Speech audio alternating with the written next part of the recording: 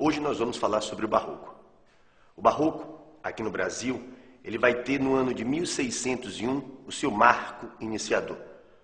Bento Teixeira escreverá a obra Prosopopeia, e ele vai se estender até o ano de 1768, quando Cláudio Manuel da Costa publicará obras poéticas.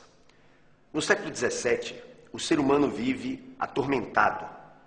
Ele vive cheio de dúvidas existenciais, dividido entre aquela visão renascentista, humanista e racional, e, do outro lado, atormentado pela culpa religiosa. Porque o Barroco, se você quiser um conceito bem fácil, é a tentativa de você fundir valores que, na verdade, não são facilmente possíveis de serem fundidos. Ou seja, é a fusão dos ideais medievais com os valores renascentistas. O Barroco no Brasil vai ter como expoentes maiores duas figuras. Uma, nascida aqui em Salvador, Gregório de Matos Guerra, o Boca do Inferno, o notabilíssimo canalha. E o outro, que veio para cá, para a Bahia, muito cedo, grande conhecedor da língua portuguesa, que vai ser o nosso grande Padre Antônio Vieira. Figura extremamente importante, tanto para a literatura portuguesa, ele que nasce em Portugal, quanto para a literatura brasileira, já que boa parte dos seus 207 sermões ele escreveu aqui em Salvador. O Barroco, essa arte da instabilidade, essa arte da ostentação, essa arte do exagero, considerado por muitos como a arte do feísmo, a arte da contradição. No que diz respeito aos traços marcantes do Barroco, é interessante que você não esqueça, nós vamos ter o fusionismo como uma das marcas mais importantes. Esse escritor barroco, esse artista barroco, muito mais preocupado com aquela ideia de morte, ele está sim atormentado com essa inexorável passagem do tempo. E para você perceber isso de forma muito clara, observe o poema de Gregório de Matos Guerra. Nasce o sol e não dura mais que um dia. Depois da luz se segue a noite escura. Em tristes sombras morre a formosura. Em contínuas tristezas a alegria. Porém, se acaba o sol, por que nascia? Se é tão formosa a luz, por que não dura? Como a beleza assim se transfigura. Como o gosto de pena assim se fia. Mas no sol e na luz falte a firmeza. Na formosura não se dê constância. E na alegria sinta-se tristeza. Brilhante poema, hein?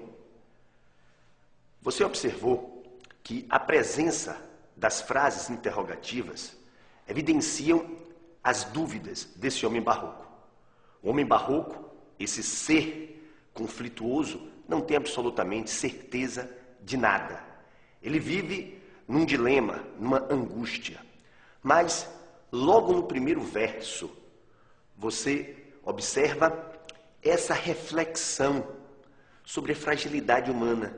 Esse tempo que passa, nasce o sol e não dura mais que um dia. Mas, além dessas características, nós não podemos deixar de frisar o rebuscamento formal. O barroco é uma arte formalmente hipertrofiada. Alguns chegam a dizer que, no que diz respeito ao conteúdo, ela é hipotrofiada.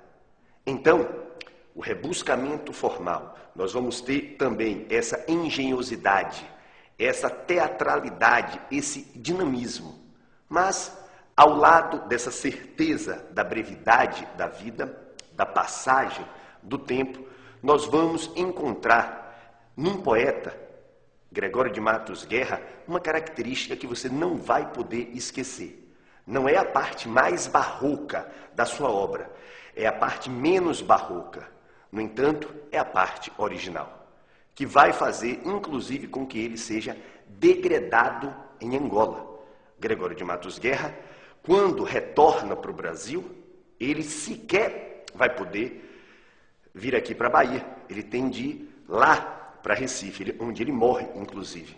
A poesia satírica é uma poesia em que Gregório de Matos vai utilizar, muitas vezes, de termos de baixo calão, os palavrões. Gregório de Matos vai fazer uma fortíssima crítica a toda a pirâmide da sociedade. Nós vamos ter, desde o povo até o governador, Gregório de Matos soltará essa sua língua ferina. Observe o poema. A cada canto, um grande conselheiro, que nos quer governar cabana e vinha. Não sabem governar sua cozinha e podem governar o mundo inteiro. Em cada porta, um bem frequente olheiro, que a vida do vizinho e da vizinha pesquisa, escuta, espreita e esquadrinha para levar à praça e ao terreiro. Muitos mulatos desavergonhados, trazidos sobre os pés, os homens nobres, posta na palma toda a picardia, estupendas usuras nos mercados. Todos os que não furtam, muito pobres, e eis aqui a cidade da Bahia. Então, a obra de Gregório de Matos, você pode dividi-la em poesia lírica, religiosa, lírica, filosófica e lírica amorosa, poesia satírica, poesia encomiástica, laudatória e fecenina.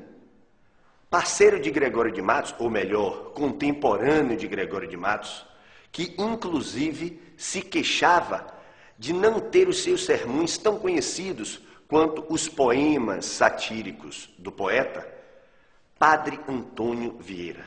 Como eu disse, um mestre conhecedor da língua portuguesa como poucos. Padre Antônio Vieira, com as suas cartas, os seus sermões, ele vai, acreditem, incomodar muita gente. Padre Antônio Vieira não restringia os seus sermões apenas a aspectos religiosos. Ele enfocava a problemática política, ele enfocava reflexões muito mais mundanas, vamos dizer assim. Ele era contra a escravização dos índios, ele era contra a corrupção, ele era um nacionalista megalomaníaco, Padre Antônio Vieira.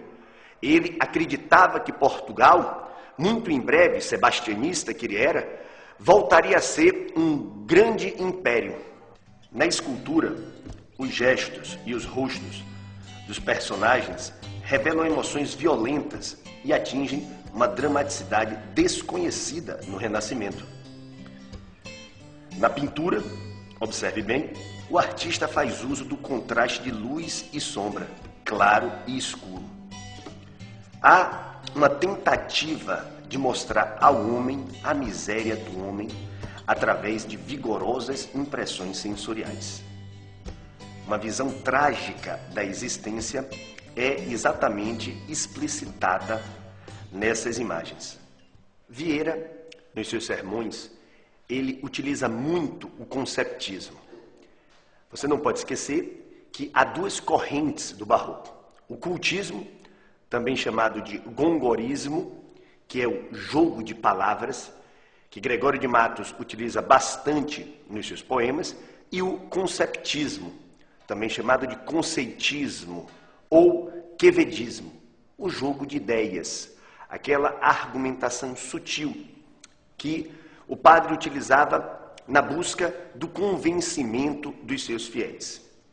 Mas o barroco também ele vai extrapolar aqui no Brasil as fronteiras aqui de Salvador, da Bahia. Nós vamos ter lá em Minas Gerais as grandes obras de Aleijadinho, que apesar de não estarem elas no período do barroco, nós já vamos estar no neoclassicismo, no arcadismo, mas Aleijadinho irá se sobressair. Como ficou claro, deu para você perceber essa dualidade, esse jogo de contrastes. O barroco é indiscutivelmente uma manifestação que vai se espraiar na poesia, na prosa, na pintura, na arquitetura.